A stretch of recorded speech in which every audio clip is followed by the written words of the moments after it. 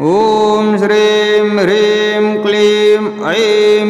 वज्रवैरोचन्ये हुं हुं हुं फट् स्वाहा। प्रत्यालीढपदां सदैव ददति छिन्नं शरः कर्तुकां दिग्वस्त्रां स्वबन्धशोणितसुधरां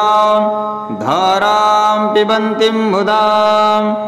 नागाबद्धशिरोमणिं त्रिनयनां हृत्पलालङ्कृतां रस्त्यासक्तमनोभवो परिदृढां ध्याये जपं सन्निभां दक्षे चातिसिता विमुक्तचिकुरा कर्तुस्तथा खर्परं हस्ताभ्यां दधतीं रजोगुणभवो नाम्नापि सावर्णिनीं देव्या छिन्नकबन्धतः पदघ्रां धारां पिबन्तीं मुदा नागाबद्धशिरोमणिर्मनुविदा ध्याये सदा सासुरैः वामे कृष्णतनुस्तथैव दधतीं खड्गं तथा खर्परं प्रत्याले दृढपदागबन्धविलसात् द्रक्तपिबन्तीं मुदा शेषाया प्रणये समस्तभुवनं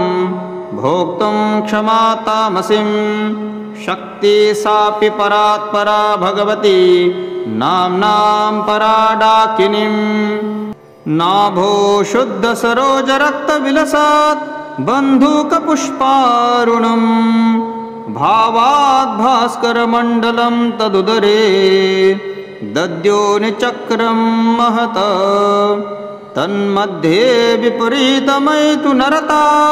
प्रद्युम्नतः कामिनीं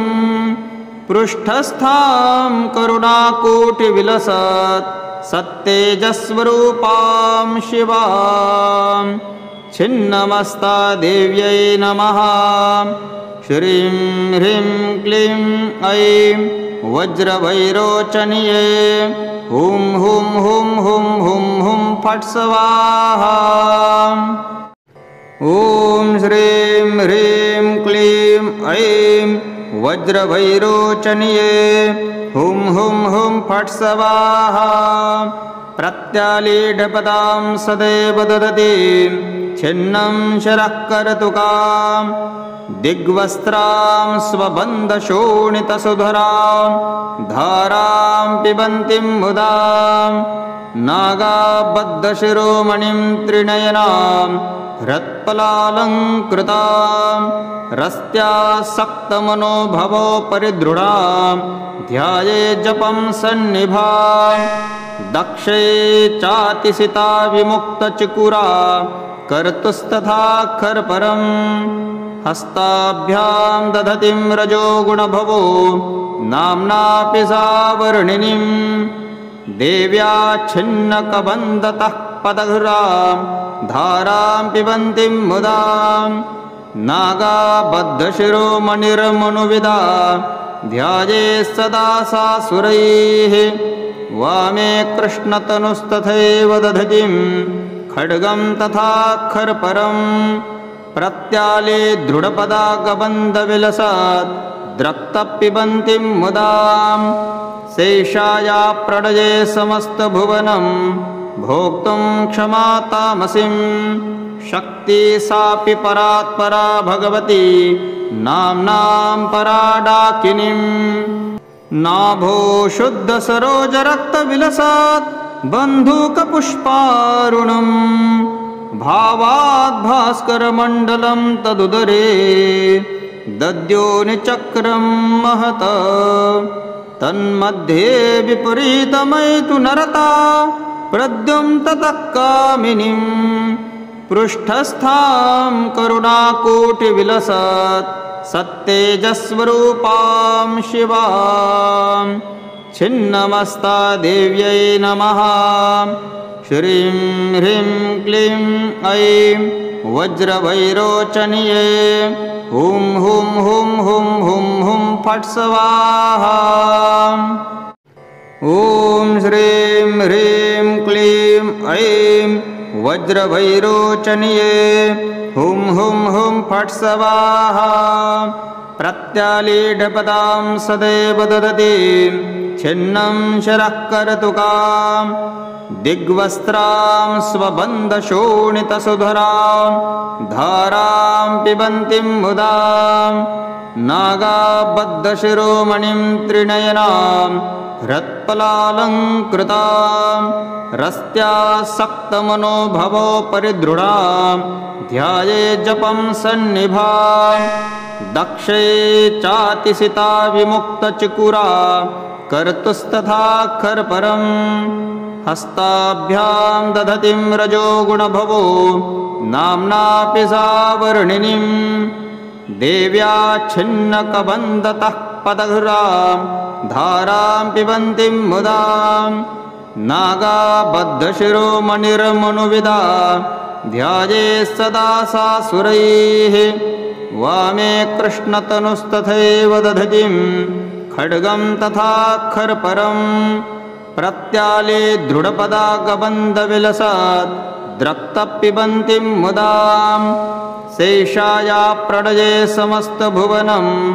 भोक्तुं क्षमा तामसीं शक्ति सापि परात्परा भगवती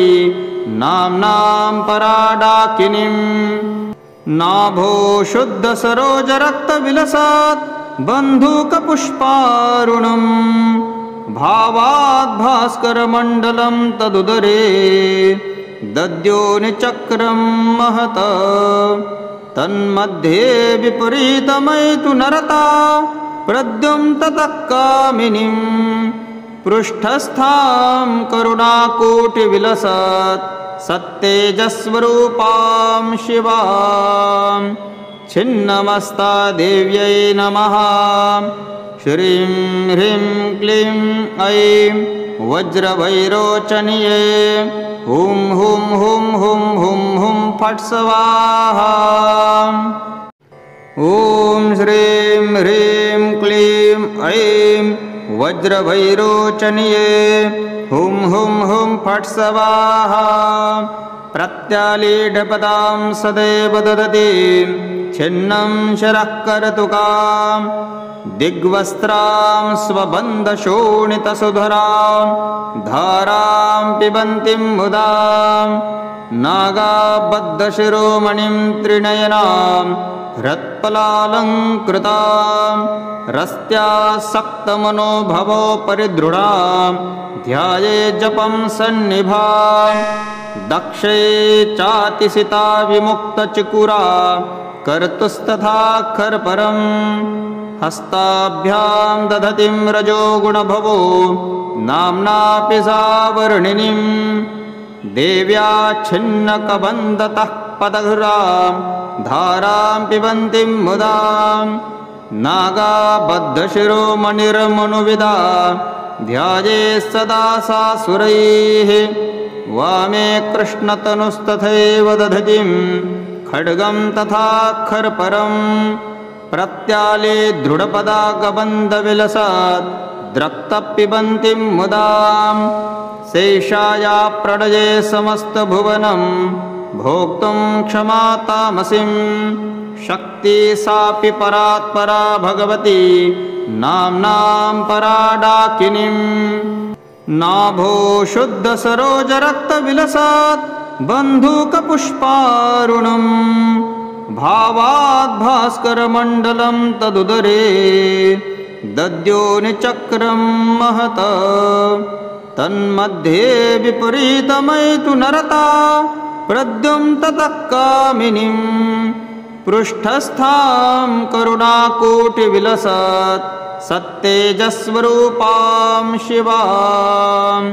छिन्नमस्ता देव्यै नमः श्रीं ह्रीं क्लीं ऐं वज्रवैरोचनीये हुं हुं हुं हुं हुं हुं फट् स्वाहा ॐ श्रीं ह्रीं क्लीं ऐं वज्रवैरोचनीये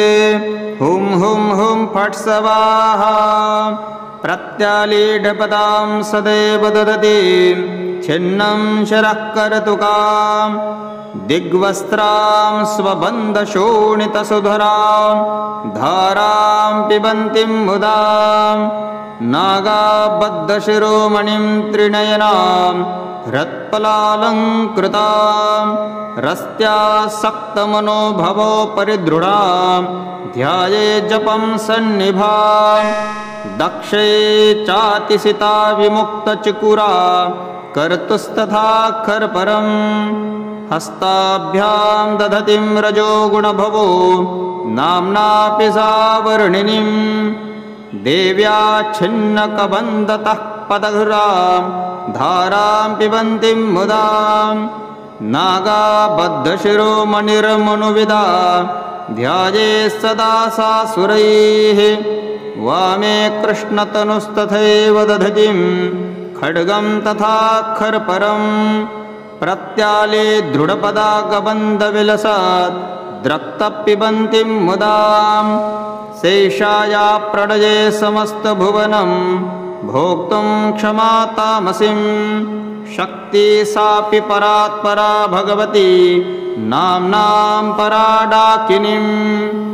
नाभो शुद्धसरोजरक्तविलसात् बन्धूकपुष्पारुणं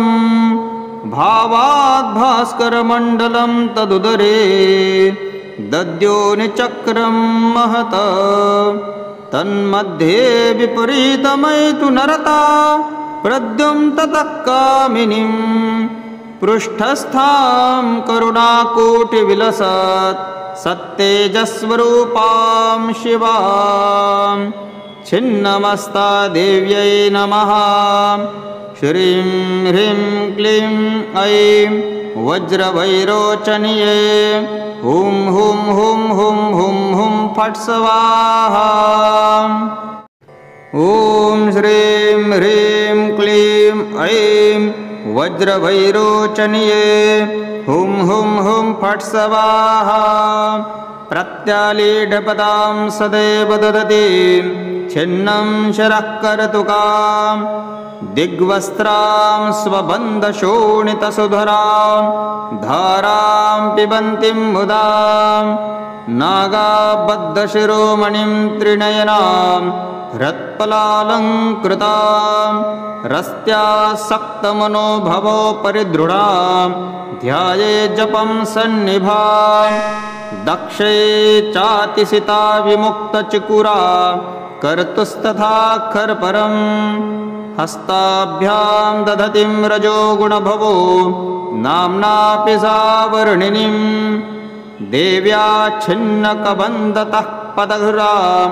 धारां पिबन्तीं मुदा नागाबद्धशिरोमणिर्मनुविदा ध्याये सदा सासुरैः वामे कृष्णतनुस्तथैव दधतीं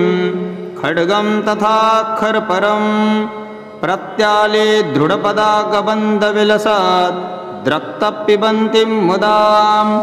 शेषाया प्रणये समस्तभुवनं भोक्तुं क्षमा तामसीं शक्ति सापि परात्परा भगवती नाम्नां पराडाकिनीं नाभो शुद्धसरोजरक्तविलसात् बन्धूकपुष्पारुणं भावात् भास्करमण्डलं तदुदरे दद्योनिचक्रं महत तन्मध्ये विपरीतमैतु नरता प्रद्युं ततः कामिनीं पृष्ठस्थां करुणाकोटिविलसत् सत्तेजस्वरूपां शिवां छिन्नमस्ता देव्यै नमः श्रीं ह्रीं क्लीं ऐं वज्रवैरोचनीये हुं हुं हुं हुं हुं हुं फट् स्वाहा ॐ श्रीं ह्रीं क्लीं ऐं वज्रवैरोचनीये हुं हुं हुं फट् स्वाहा प्रत्यालीढपदां सदैव ददतीं छिन्नं शरः कर्तुकां दिग्वस्त्रां स्वबन्धशोणितसुधरां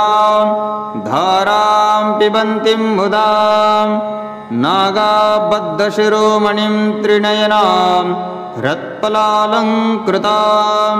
रस्त्यासक्तमनोभवो परिदृढां ध्याये जपं सन्निभां दक्षे चातिसिता विमुक्तचिकुरा कर्तुस्तथा खर्परं हस्ताभ्यां दधतिं रजोगुणभवो नाम्नापि सावर्णिनीं देव्या छिन्नकबन्धतः पदघ्रां धारां पिबन्तीं मुदां नागाबद्धशिरोमणिर्मनुविदा ध्याये सदा सा सुरैः वामे कृष्णतनुस्तथैव दधतीं खड्गं तथा खर्परं प्रत्याले दृढपदागबन्धविलसात् द्रक्तपिबन्तीं मुदां शैषाया प्रणये समस्तभुवनं भोक्तुं क्षमा तामसीं शक्ति सापि परात्परा भगवती नाम्नां पराडाकिनीं नाभो शुद्धसरोजरक्तविलसात् बन्धूकपुष्पारुणं भावात् भास्करमण्डलं तदुदरे दद्योनिचक्रं महत तन्मध्ये विपरीतमैतु नरता प्रद्युम्नतः कामिनीं पृष्ठस्थां करुणाकोटिविलसात् सत्तेजस्वरूपां शिवां छिन्नमस्ता देव्यै नमः श्रीं ह्रीं क्लीं ऐं वज्रवैरोचन्ये हुं हुं हुं हुं हुं हुं फट् स्वाहा ॐ श्रीं ह्रीं क्लीं ऐं वज्रवैरोचन्ये हुं हुं हुं फट् स्वाहा प्रत्यालीढपदां सदैव ददतीं छिन्नं शरः कर्तुकां दिग्वस्त्रां स्वबन्धशोणितसुधरां धारां पिबन्तीं मुदां नागाबद्धशिरोमणिं त्रिनयनां हृत्पलालङ्कृतां रस्त्यासक्तमनोभवो परिदृढां ध्याये जपं सन्निभां दक्षे चातिसिता विमुक्तचिकुरा कर्तुस्तथा खर्परं हस्ताभ्यां दधतिं रजोगुणभवो नाम्नापि सावर्णिनीं देव्या छिन्नकबन्धतः पदघ्रां धारां पिबन्तीं मुदां नागाबद्धशिरोमणिर्मनुविदा ध्याये सदा सा सुरैः वामे कृष्णतनुस्तथैव दधतीं खड्गं तथा खर्परं प्रत्याले दृढपदागबन्धविलसात् द्रक्तपिबन्तीं मुदां शैषाया प्रणये समस्तभुवनं भोक्तुं क्षमा तामसीं शक्ति सापि परात्परा भगवती नाम्नां पराडाकिनीं नाभो शुद्धसरोजरक्तविलसात् बन्धूकपुष्पारुणं भावात् भास्करमण्डलं तदुदरे दद्योनिचक्रं महत तन्मध्ये विपरीतमैतु नरता प्रद्युम्नतः कामिनीं पृष्ठस्थां करुणाकोटिविलसात् सत्तेजस्वरूपां शिवां छिन्नमस्ता देव्यै नमः श्रीं ह्रीं क्लीं ऐं वज्रवैरोचन्ये हुं हुं हुं हुं हुं हुं फट् स्वाहा ॐ श्रीं ह्रीं क्लीं ऐं वज्रवैरोचन्ये हुं हुं हुं फट् स्वाहा प्रत्यालीढपदां सदैव ददतीं छिन्नं शरः कर्तुकां दिग्वस्त्रां स्वबन्धशोणितसुधरां धारां पिबन्तीं मुदां नागाबद्धशिरोमणिं त्रिनयनां हृत्पलालङ्कृतां रस्त्यासक्तमनोभवो परिदृढां ध्याये जपं सन्निभां दक्षे चातिसिता विमुक्तचिकुरा कर्तुस्तथा खर्परम् हस्ताभ्यां दधतिं रजोगुणभवो नाम्नापि सा वर्णिनीं देव्या छिन्नकबन्धतः पदघ्रां धारां पिबन्तीं मुदा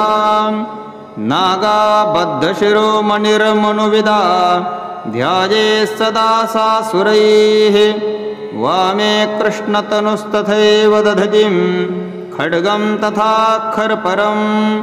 प्रत्याले दृढपदागबन्धविलसात् द्रक्तपिबन्तीं मुदां शेषाया प्रणये समस्तभुवनं भोक्तुं क्षमा तामसीं शक्ति सापि परात्परा भगवती नाम्नां पराडाकिनीं नाभो शुद्धसरोजरक्तविलसात् बन्धूकपुष्पारुणम् भावाद् भास्करमण्डलं तदुदरे दद्योनिचक्रं महत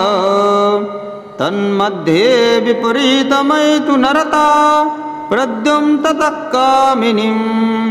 पृष्ठस्थां करुणाकोटिविलसात् सत्तेजस्वरूपां शिवां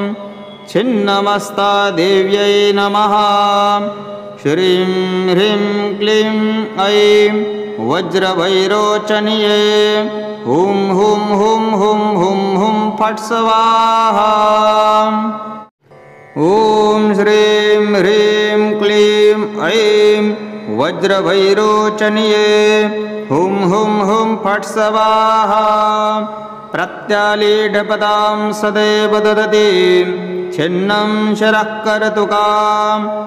दिग्वस्त्रां स्वबन्धशोणितसुधरां धारां पिबन्तीं मुदा नागाबद्धशिरोमणिं त्रिनयनां हृत्पलालङ्कृतां रस्त्यासक्तमनोभवो परिदृढां ध्याये जपं सन्निभां दक्षे चातिसिता विमुक्तचिकुरा कर्तुस्तथा खर्परम् हस्ताभ्यां दधतिं रजोगुणभवो नाम्नापि सा वर्णिनीं देव्या छिन्नकबन्धतः पदघ्रां धारां पिबन्तीं मुदा नागाबद्धशिरोमणिर्मनुविदा ध्याये सदा सा सुरैः वामे कृष्णतनुस्तथैव दधतीं खड्गं तथा खर्परम्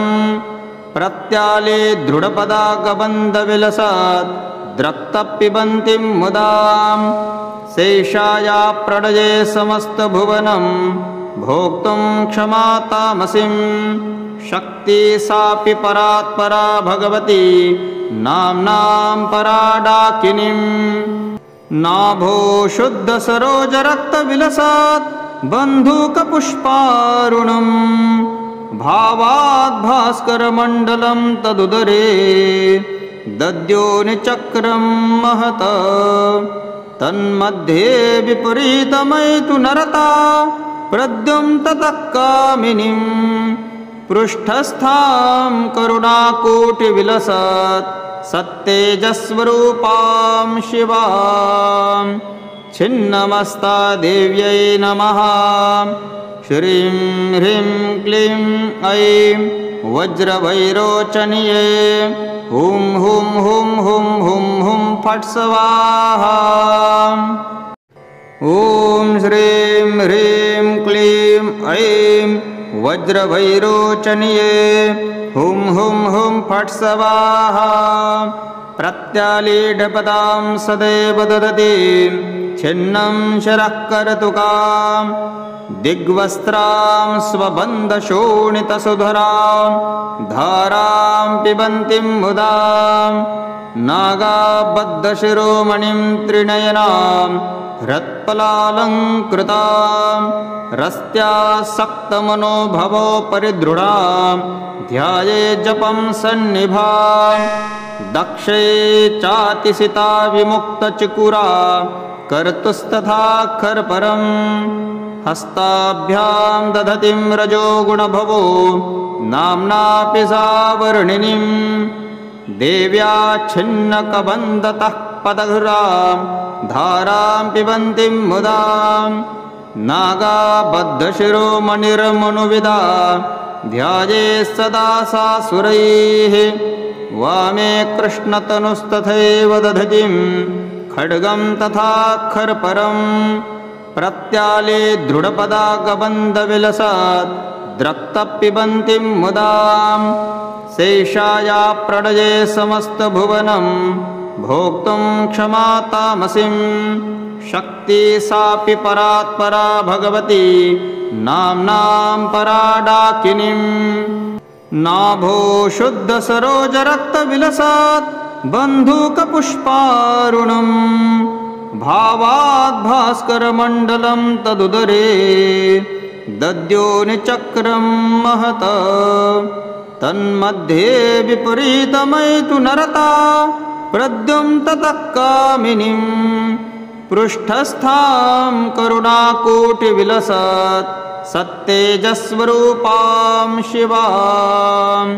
छिन्नमस्ता देव्यै नमः श्रीं ह्रीं क्लीं ऐं वज्रवैरोचन्ये हुं हुं हुं हुं हुं हुं फट् स्वाहा ॐ श्रीं ह्रीं क्लीं ऐं वज्रवैरोचन्ये हुं हुं हुं फट् स्वाहा प्रत्यालीढपदां सदैव ददतीं छिन्नं शरः कर्तुकां दिग्वस्त्रां स्वबन्धशोणितसुधरां धारां पिबन्तीं मुदा नागाबद्धशिरोमणिं त्रिनयनां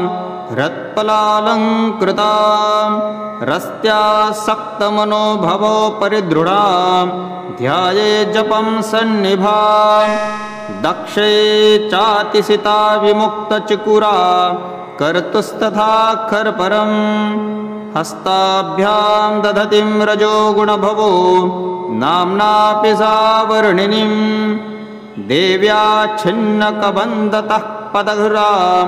धारां पिबन्तीं मुदा नागाबद्धशिरोमणिर्मनुविदा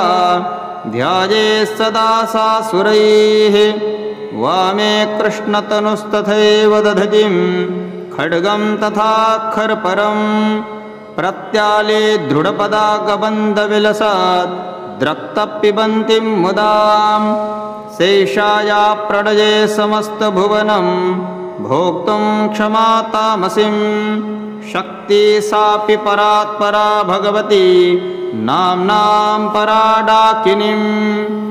नाभो शुद्धसरोजरक्तविलसात् बन्धूकपुष्पारुणं भावात् भास्करमण्डलं तदुदरे दद्योनिचक्रं महत तन्मध्ये विपरीतमैतु नरता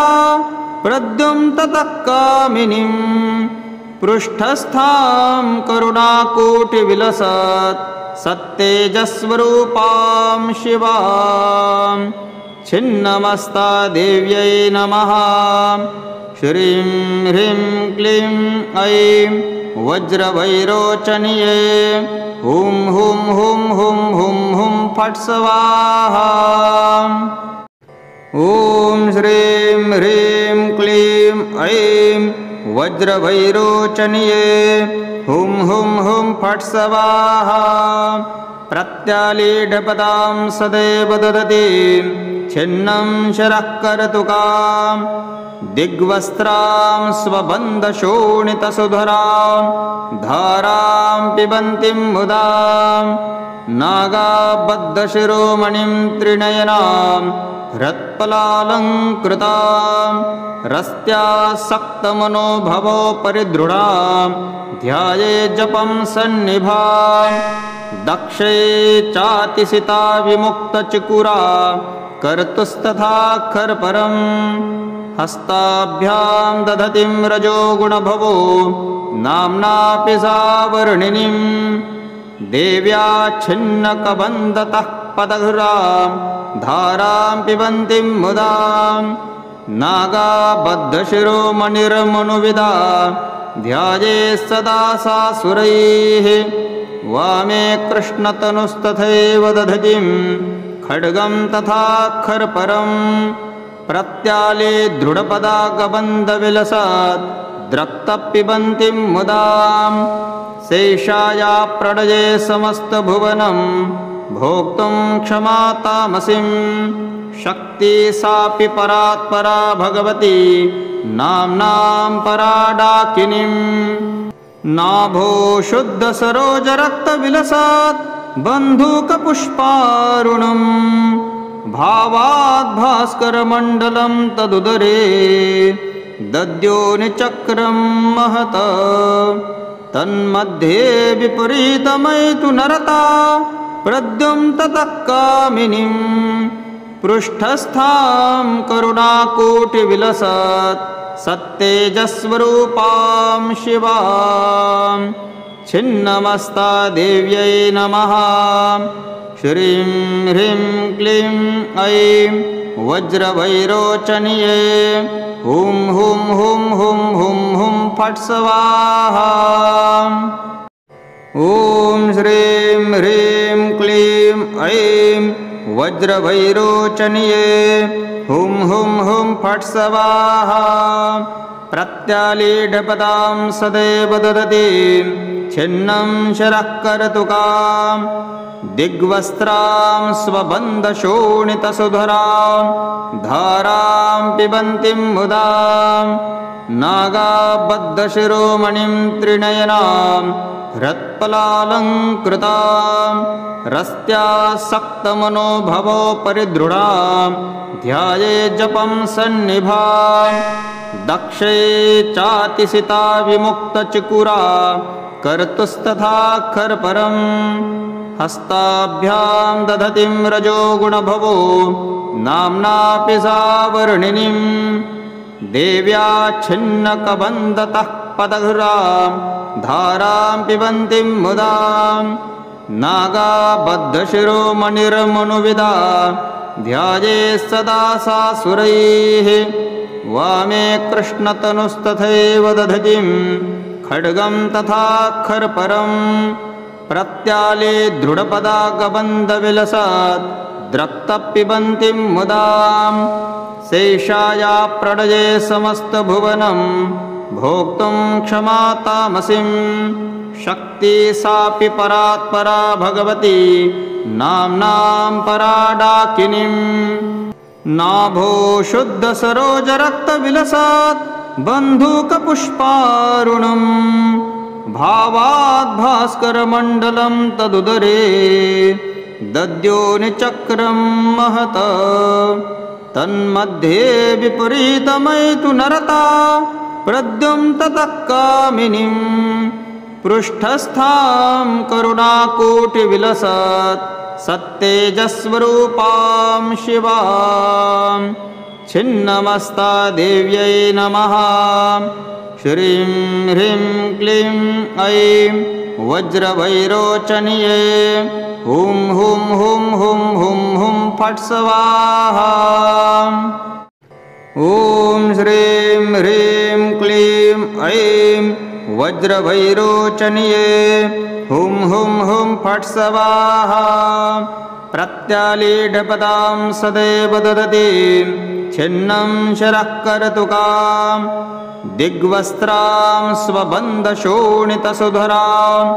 धारां पिबन्तीं मुदां नागाबद्धशिरोमणिं त्रिनयनां हृत्पलालङ्कृतां रस्त्यासक्तमनोभवोपरिदृढां ध्याये जपं सन्निभां दक्षे चातिसिता विमुक्तचिकुरा कर्तुस्तथा खर्परं हस्ताभ्यां दधतीं रजोगुणभवो नाम्नापि सा वर्णिनीं देव्या छिन्नकबन्धतः पदघ्रां धारां पिबन्तीं मुदां नागाबद्धशिरोमणिर्मनुविदा ध्याये सदा सासुरैः वामे कृष्णतनुस्तथैव दधतीं खड्गं तथा खर्परं प्रत्याले दृढपदागबन्धविलसात् द्रक्तपिबन्तीं मुदां शेषाया प्रणये समस्तभुवनं भोक्तुं क्षमा तामसीं शक्ति सापि परात्परा भगवती नाम्नां पराडाकिनीं नाभो शुद्धसरोजरक्तविलसात् बन्धूकपुष्पारुणं भावात् भास्करमण्डलं तदुदरे दद्योनिचक्रं महत तन्मध्ये विपरीतमैतु नरता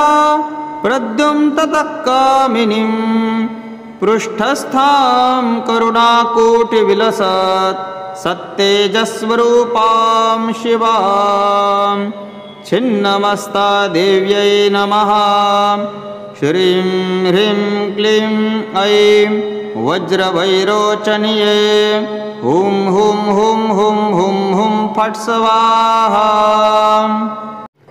ॐ श्रीं ह्रीं क्लीं ऐं वज्रवैरोचन्ये हुं हुं हुं फट् स्वाहा प्रत्यालीढपदां सदैव ददतीं छिन्नं शरः कर्तुकां दिग्वस्त्रां स्वबन्धशोणितसुधरां धारां पिबन्तीं मुदां नागाबद्धशिरोमणिं त्रिनयनां हृत्पलालङ्कृतां रस्त्यासक्तमनोभवो परिदृढां ध्याये जपं सन्निभां दक्षे चातिसिता विमुक्तचिकुरा